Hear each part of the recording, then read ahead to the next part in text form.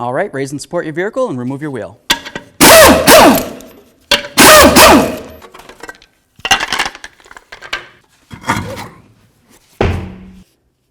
Now we have a clear view of the caliper. Let's take a small pry bar, come right in between here, and carefully push back our caliper a tiny bit. Perfect. Looking from the back side, you're going to see two caliper bracket mounting bolts. One located right here, one there. Remove the pair.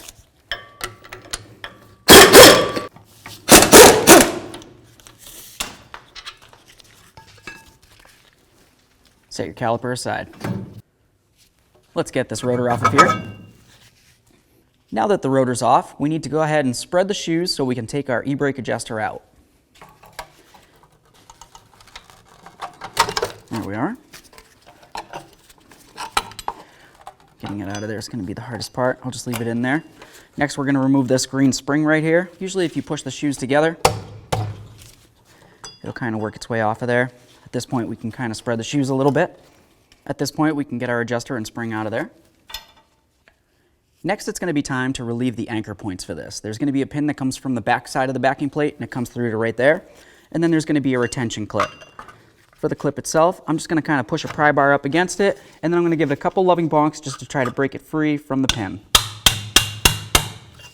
There we are. Go ahead and grab that pin from the back. Set that aside. There's our clip. Now we'll just do the same to the other side. So now that those anchor points are free, I'm just going to wiggle the shoes around a little bit. If you look right along here, I can see where there's one of the springs that comes into the shoe there.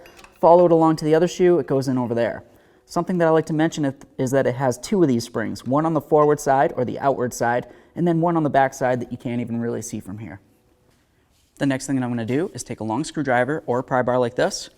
I'm going to try to come underneath and I'm going to try to separate the shoe from its mating point down here. There we are. Get that out of there. Awesome. Let's see if I can take a look. Do the same thing to the other one. Wow. So the next thing that would be easiest to do, of course, if you're replacing the hardware, would be to go ahead and cut these springs. If you're not replacing the hardware, well then don't cut the springs and just keep working at trying to get it to free up and get the spring off of the shoe.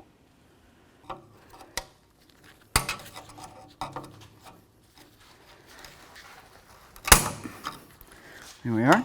There's one. At this point, there isn't very much spring pressure on this, so I can kind of maneuver it and do whatever I need to do. So I'm just going to kind of pull on it, see if I can get it to break free from there.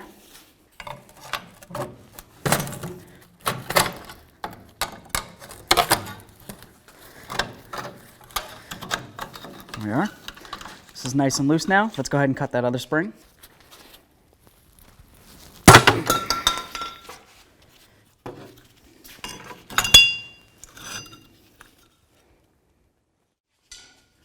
Now that those shoes are out of the way, we have a clear view of our vacuum plate. Just give it a quick inspection, make sure it's not damaged in any way or bent. After you've done that, go ahead and scrape off any large chunks that you might see around that could cause an issue. Now that we have the large chunks off, let's spray it down.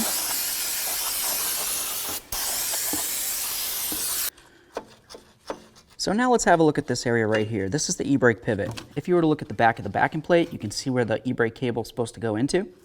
And as you were to pull on that e-brake cable, you should be able to see this pivot, and it should separate the shoes if they were there.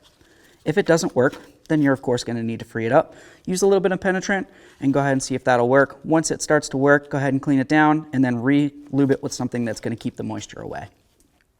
Once we have the backing plate cleaned up and the e-brake pivot cleaned up, we're also going to make sure that we separate our star adjuster here, unless of course you're replacing it like we are. And then we're going to coat it with something like this, a nice little grease.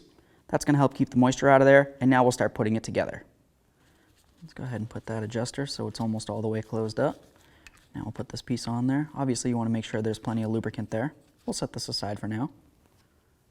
Any areas on your backing plate that you happen to see that look like they're raised, you want to make sure you put a little bit of lubricant on it because that's where your shoe's going to ride. Now it's going to be time to get our shoes on there. You want them facing just like this if you're on the driver's side, okay? We've got the two little slots here facing down. If you're on the passenger side, it would be opposite, facing up. With that said, go ahead and take one of your white springs, and we're going to put it so this long area right here is facing towards the rear of the vehicle, going into the back side of the shoe, just like this. Now we're going to take it just like this, and we're going to go right over the pivot point that we just finished cleaning and lubing.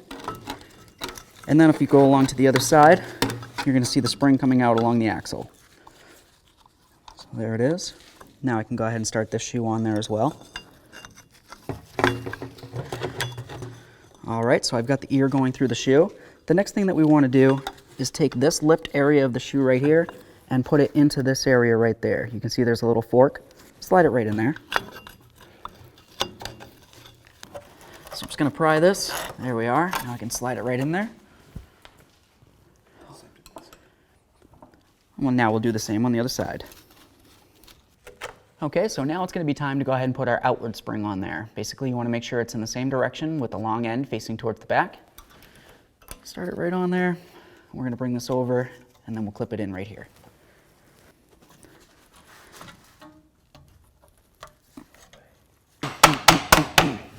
There we go.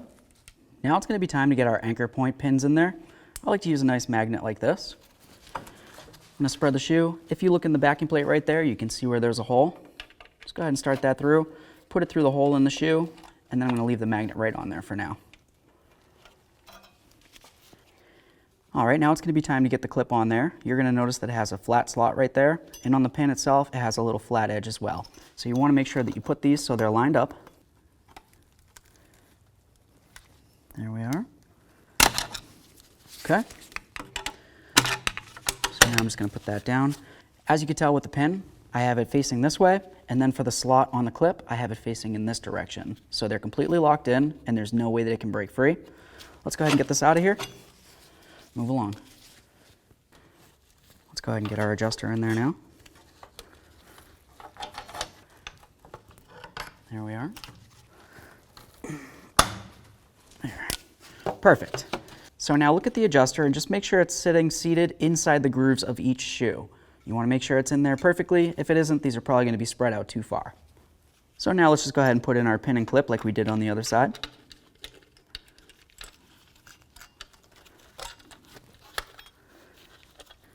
There we go, that's locked in. Now let's just give our shoes a couple little taps. That's going to make sure everything's sitting as it should. Look down along here, make sure it's sitting inside the grooves where it needs to be, and of course make sure that neither of those springs came off. Everything here looks great. Let's continue. Looking behind your adjuster on the backing plate, you can see a little rubber boot. Go ahead and just push that out of there. That's going to be your access point to get to your adjuster once the rotor's on. So this is all looking great. The next thing we need to do is make sure that the hub mating surface is clean on the axle itself and the back side of the rotor. Let's get that rotor on there. Perfect. The next thing we need to do to be able to adjust this would be to go ahead and push in on the rotor like this so it's as flush as possible, and then just try to turn it. You want to listen for the e-brake shoes to be scuffing along the inside of your rotor braking surface there. To adjust the e-brake, just come along the backside here, put your little screwdriver in there, find that wheel, and give it a couple turns. What I usually like to do is turn it until the point where the rotor can't turn, okay? The e-brake's basically activated, and then I'll get back in there and I'll turn it back a couple clicks to the point that I can turn it, but I hear very slight drag on the rotor. Let's go ahead and make sure we put our rubber plug back inside the backing plate. Now it's going to be time to reinstall our caliper. Take your bolts, make sure they're clean, and put a little bit of red thread locker on there.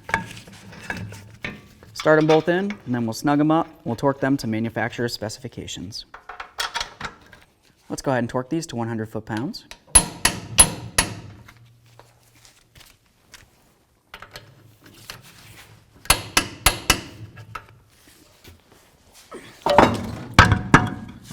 Let's get the wheel back on here, and of course all of our lug nuts.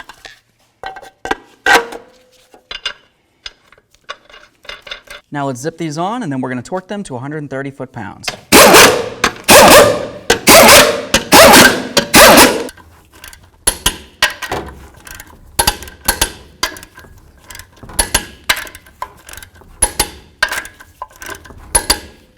Torqued. The next thing that you're going to want to do is go ahead and pump up that brake pedal. Make sure it's nice and firm. After you've done that, try your e-brake. Put your vehicle in drive with the e-brake on, give it a little bit of acceleration, and make sure the vehicle doesn't roll away. If it does, you need to continue adjusting up your e-brakes until it doesn't.